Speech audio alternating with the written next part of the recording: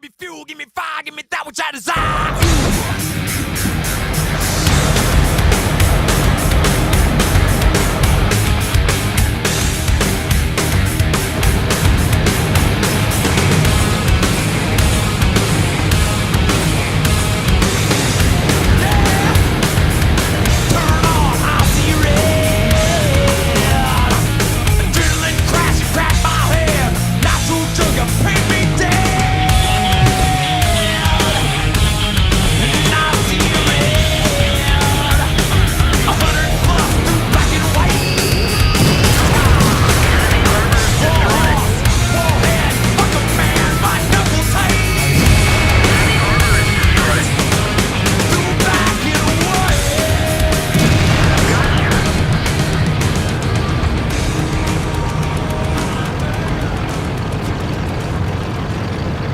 And how you doing, folks? Welcome to another episode of World of Tanks with Scout. And guess who's got a shiny new toy? That's right. I grinded my little heart out this past weekend and converted some free XP and unlocked the M26 Pershing, the American Tier 8 medium. That's kind of an exaggeration. I didn't really grind my little heart out. We had ×5 victories, so it wasn't that bad. But yeah. Finally got this thing, and so what I wanted to do today was just go over it in the garage with you real quick and then show you a couple of examples of gameplay with the Pershing. So taking a look at it, if we compare it to the T-44, and just for fun, let's also compare it to the the Panther II. We can get an idea of how the Pershing stacks up against the other two Tier 8 medium tanks, not counting, of course, some of the premium tanks that I don't have access to. You can see that at 1,440 hit points, the Pershing is a pretty healthy Tier 8 medium tank. Certainly more healthy than the T-44, and at least with the stock turret, more healthy than the Panther II. Weighs in my configuration at 43.3 tons, which is not as heavy as the Panther II, but heavier than the T-44. It's got a 704 horsepower engine, which gives it a top speed of 48 kilometers an hour, which is not as fast as the T-44, and surprisingly not as fast as the Panther II. The Panther II is actually faster in a straight line than the Pershing, and that kind of caught me by surprise. The Pershing has a 38 degree per second hull and turret traverse, which means that it is certainly more nimble than the Panther II, even though the Panther II is outright faster. And it's not quite as nimble as the T-44. Taking a look into the armor, you can see that the Pershing has 101 millimeters of armor in the whole front, which is a little bit thicker than the Panther II and the T-44, but its side armor is pretty comparable. Going to the turret, you can see the Pershing has 127 millimeters of turret front armor, which is thicker than either the T-44 or the Panther II. But there it kind of drops off a little bit. Only 76 millimeters of armor on the side and 63 on the rear. Means that the T-44 actually has a stronger all-around turret. Worth noting, however, that those numbers don't include the gun mantle, which you can see there. And I'm here to tell you folks that gun mantle will bounce some shots that you wouldn't think it would.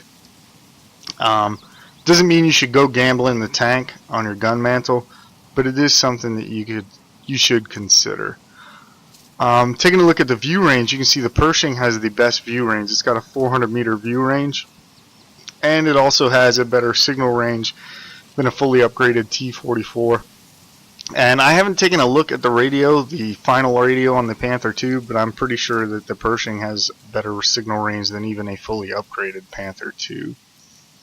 If we take a look at the guns, we'll pull up the Pershing's 90mm here and the LB1 on the T-44, and then just for fun, let's pull up the long 88 on the Panther II.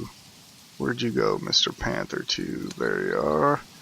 And we pull up the long 88. There's that. So if we compare these three guns, what you're going to find is that, again, the Pershing ends up being kind of middle of the road. The Pershing at 7.32 rounds per minute fires actually faster than the 100 millimeter on the LB1, but not as fast as the long 88 on the Panther II. Has 180 millimeters of penetration with its standard armor piercing rounds, which again, more than the 100 millimeter on the T44, but not nearly as much penetration, of course, as the long 88 on the Panther II. Does 240 average damage, which is good enough to to equal the long 88, but not quite as much damage as the LB1. Surprisingly, it is actually the least accurate gun here. Obviously, the long 88 wins again in terms of accuracy, but the LB1 on the T44 is actually 0.2 more accurate than the 90 millimeter on the Pershing. And with a 2.3 second aim time, the Pershing is good enough to tie the LB1 and be a little bit faster than the long 88 in terms of getting that quick, well-aimed shot off. So, what does all this mean? To me, what it means is that the Pershing plays a little bit different than both the T44 and the Panther II. I really think that the T44 is in its element dogfighting, knife fighting, getting in close with other tanks, using its superior speed and maneuverability to just circle strafe them, turn around them, get them turned around, and put shots into their flank and rear. Whereas the Panther II is strongest when it can stand off and use the accuracy and superior penetration of its long 88 to pick its opponents apart. And then, of course, the Panther II is not a slow tank, and it's not a ponderous tank, so it can also close in and finish them off if it needs to, whereas the Pershing is a little bit different. I really think where the Pershing excels is using its superior gun mantle and its gun depression, because the Pershing does have very, very good gun depression, to utilize terrain to its advantage.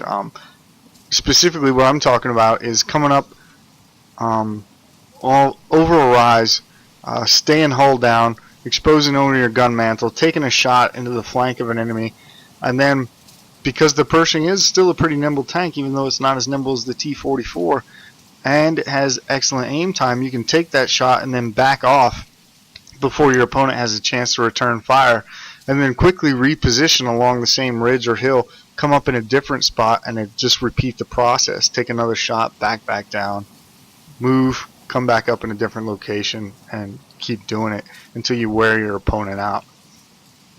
And I really think that is where the Pershing shines, though it is certainly no slouch in a knife fight if it needs to be. So what I'm going to do for you now, folks, is I got two videos to show you. One is an example of what the Pershing can do in really adverse circumstances. I've personally found that that's really the greatest enemy of the Pershing is the matchmaker. I constantly get thrown into tier 10 games. So I got an example of gameplay in the Pershing in those adverse circumstances, show you what you can do with the tank even when the odds are stacked against you. And then I got a second video that will really it'll show you how the Pershing can shine when it's stacked up against other tier 8 tanks. So without further ado, let's get to the replays. So here we go, folks. You can see that our first game is a tier 10 match on steps, standard battle. And as you can see, it's not really a healthy environment for a Pershing. We got, hey, where'd our tanks go? There we go. We got 1, 2, 4 tier 10 tanks, and then a whole host of tier 9 tanks. Only about half the field is actually tier 8. So what I'm going to do is I'm going to move over here to the east side of the map along with this patent, and hope that the Object 268, the T54E1, the other Pershing, some of the other mediums come over here with us and try to run as a pack. Stopped here to try to line up a shot at the back chat because I know I can penetrate him, and I'd really like to make him go away, but no such luck. He goes back down.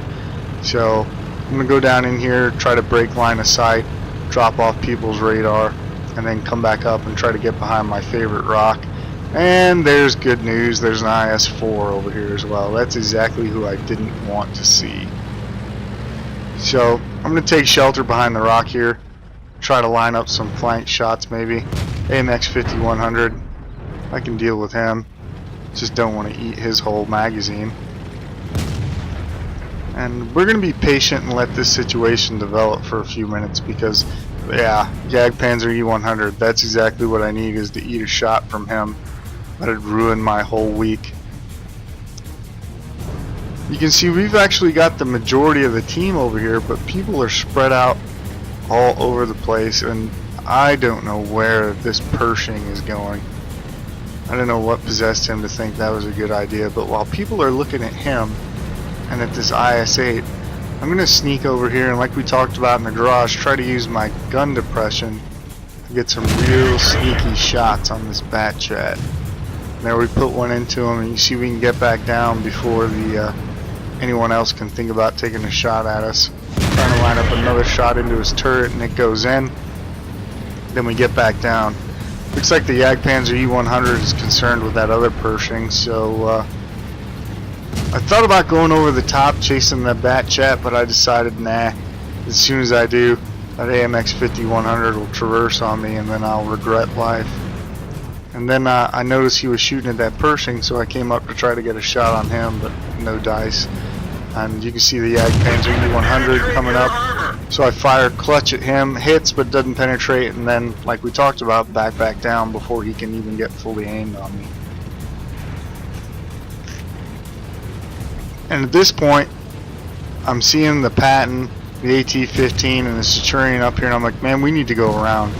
We've got to move. We've got to do something to try to take the initiative. So I'm going to circle around and try to get this IS-4 to look at me, and then keep moving and get behind this Jagdpanzer E100. You know, you can see they all turned to get me and end up turning their backs to our team. Why that IS-8 rammed him, I don't know. That was really not smart and cost us a tier 9 tank that could have been in the fight. And now what you see is my standard rounds are struggling to penetrate the back of the IS-4, even on flush shot.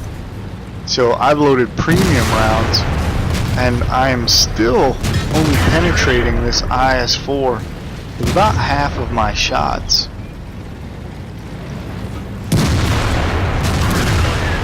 Get a track off on him so that he stops moving. Now we're going to pull up and start putting shots flush into his back. I'm going to aim for this lower glacis. Thought about retracking him there. And that one's money. We set him on fire. He uses a fire extinguisher. We're going to back out, try to track him again. It doesn't work, but the shot at least penetrates. And the IS-4 doesn't really seem concerned with us, so we're going to track him again, pull back in behind him, and put some more shots into his rear, and there we finally get the kill on the IS-4. Unfortunately, that engagement cost us most of our team. You can see the Patton, the IS-8, the Centurion, the AT-15, almost everybody that was over there with us is now dead. So we're going to come up and try to finish off this AMX 5100, who I think is reloading. That's all I can figure, because he never fires a shot, and we finish him off.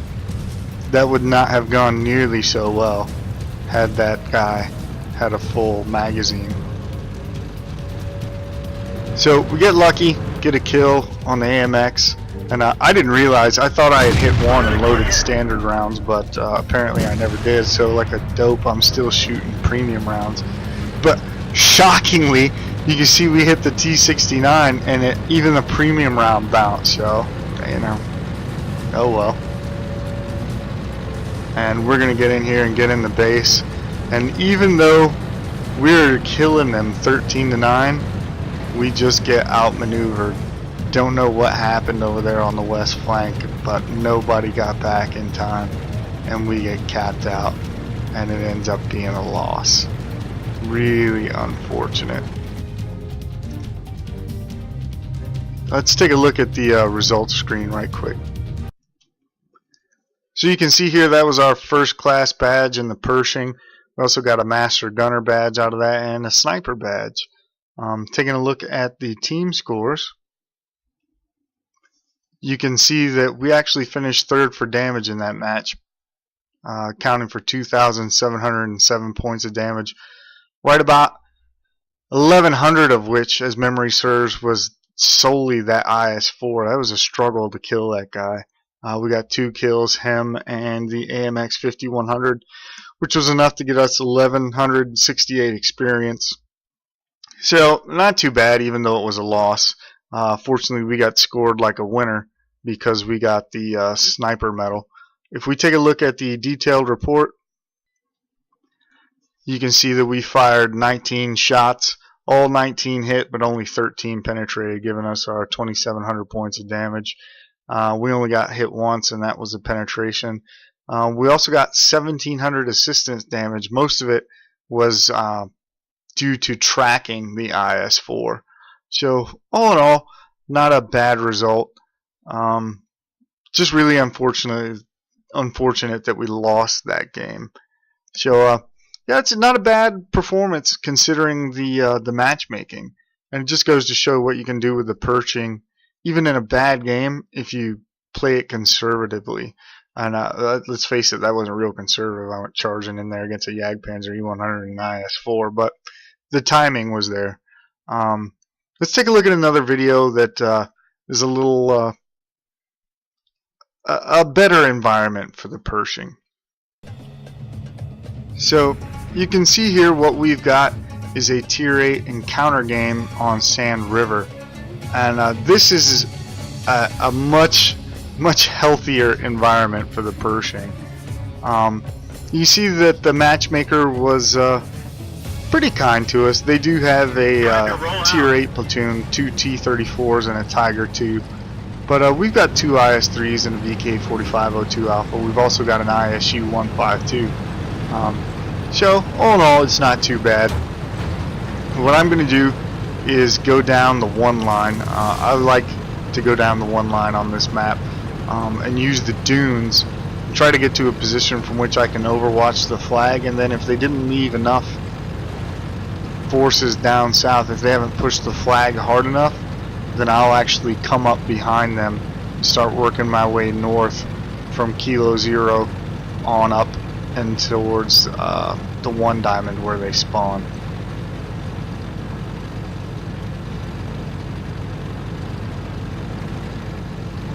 So as you can see, we didn't get a really great split. We got the Panther II with us, and we've got the VK and the T-28, but most everybody else went towards the bowl at Delta 7, where a lot of fighting usually occurs. Fortunately, the Tiger 88 and it looks like the IS-3 have realized that we're kind of weak over here on this flank, so they're moving over slowly.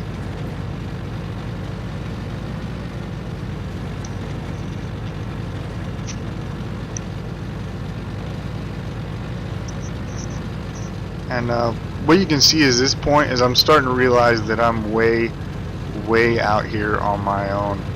So I'm going to pull up to this dune here, and I'm going to wait until I get a little bit more support, because what I don't want to do is pull up here and get decisively engaged all by myself when all my backup is too far away to support me. So I'm not doing anything anyway. I'm trying to line up some cheeky shots on this IS-2, maybe that Ferdinand, but it doesn't look like I'm going to get anything. The ridge is in the way. You can see the IS-3 there, so I'm hoping maybe the IS-2 will come up, but it doesn't look like I'm going to have any such luck. So I'm going to back down. Now you see somebody is on the flag, and I'm pinging the map trying to get these guys to move up. They're all, you know, like we talked about in other videos, stationary, doing nothing in the middle of nowhere, trying to line up a shot on somebody halfway across the map when they could be going somewhere constructive. So I tell them to let's get moving, and then I start pushing south, and oh, hello IS-3. That's bad news. We fire a shot clutch. Fortunately it tracks him. Since he missed, I'm going to sit here and take another shot, and it bounces even though we aim at the flat side of the pike. So we're going to take a third shot, and that also bounces, and then his shot fortunately tracks us and doesn't penetrate. And when that third shot bounced, I started to get a little bit concerned, so I loaded premium rounds because I don't know how much these guys behind me are paying attention to what's going on. I'm starting to get concerned because I bounced 2 shots that should have really been easy penetrations. He was not angled well at all. Now what I'm doing is just biding my time, trying to make sure that that IS-3 is completely engaged with the Tiger 88, which he seems to be. So now we come up, put a shot into the side of his turret, shoot for that ammo rack now. Don't get the ammo rack, but we do get a track, which makes sure he can't flank the Tiger 88. Put another shot into the flank, and then the Tiger finishes him. Panther, I should say. That's a Panther II, not a Tiger. And so that does for the IS-3. Now I'm going to continue to push east along the southern limit of the map, and oh, hello, there's good news. Tiger 88 staring at us. Fortunately, I still got premium rounds loaded, which are the only way I'm ever going to have a chance of penetrating the front of this Tiger 88. You see the armor penetration indicator there turning green, so I'm firing shots. Really what I'm just trying to do is keep him from shooting at the people on the cap. You can see we're up to 58 capture points right now, so if he's just going to sit here and shoot at me, that's fine. We'll get the cap win. I'll take a win however I can get it. And who knows, maybe I'll get lucky and damage his gun or something. So we're going to keep playing this game, coming up, only exposing the turret mantle, and being patient and waiting for a mistake, and there it is. You see, he finally realizes that I'm just toying with him, and he turns to shoot at the people in the cap. They do get a cap reset, but we get 2 good penetrations into the Tiger, on top of the damage he took from the people returning fire from the cap circle. And now that he's backing down because he's been hurt, I'm going to use that opportunity to get up here and close the distance with him.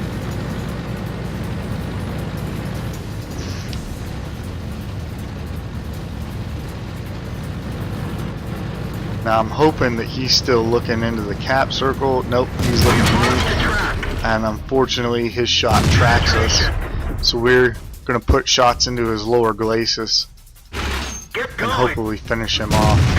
And there we get the kill.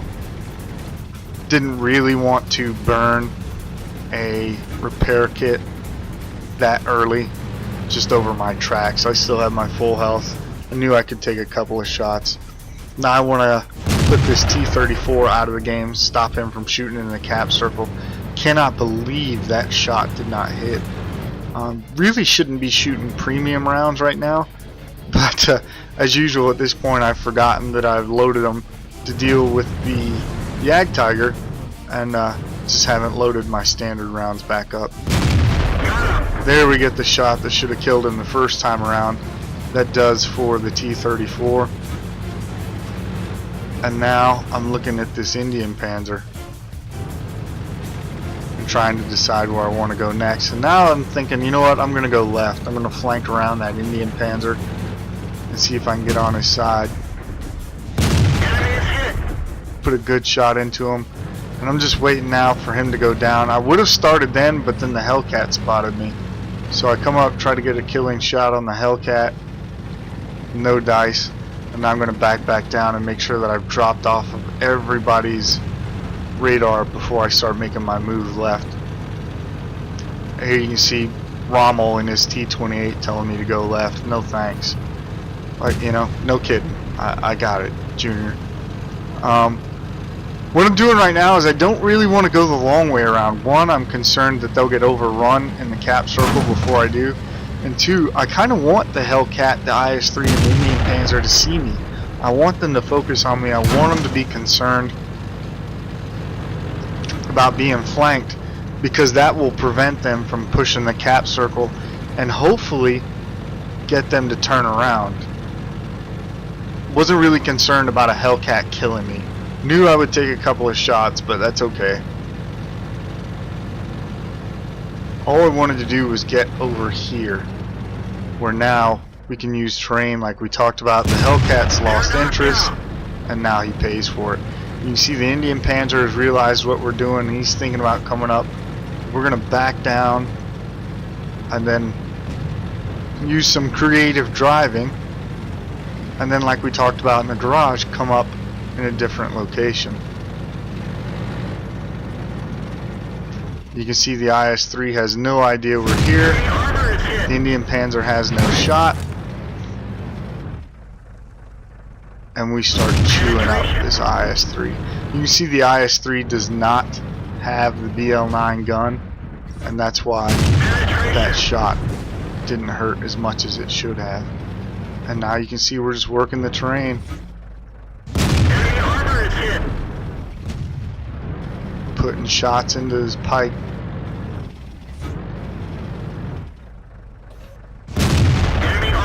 You can see there the left side of his pike was the most flat to us when we fired, and this time we penetrate with a standard round. Now there's nobody left but the Indian Panzer. I came up a little bit too far there, exposed my hull, and he punished me for it. And then I actually bounced one off of his gun mantle. But that shot doesn't bounce, and we secure the kill and the win. Let's take a look at the results screen. So you can see here that was our mastery badge game in the Pershing. We got 56,156 credits and 1,336 experience, non-premium, non-double. So not a bad result. If we take a look at the team score, you can see that we put out 3,737 points of damage. Good enough for 5 kills. Really good game by that T-28, even though he drove me up the wall, backseat driving me. And then we had some underperformers on our team as well. Worth noting that Indian Panzer had a really great game. Him, the T-34. And look at this Hellcat. 3,039 points of damage in a Tier 8 game. So good game to that Hellcat. He played a really strong game in a setup that you wouldn't think that a Hellcat would do well. Going on to the detailed report, you can see that we fired 27 shots, 25 of which hit. Only 18 penetrated though. And remember, I even forgot that I had loaded premium rounds and was shooting premium rounds the whole time. So it's kind of depressing, but it was good enough for 3,700 points of damage. As you can see, we took 6 hits, all 6 of which penetrated, and we also got 522 spotting damage. Not a lot. Could have done a little bit better there. You see, you didn't make very many credits because, like a dope, I forgot I had loaded premium rounds and never switched back to standard. Otherwise, we might have made a little bit of money on that game as well. So there you have it, folks. M26 Pershing. I definitely like this tank. It's a tank that I think I will keep even after I have elited it and moved on up the tech tree. Hope you enjoyed the video. Hope you found it useful, and hope to see you next time.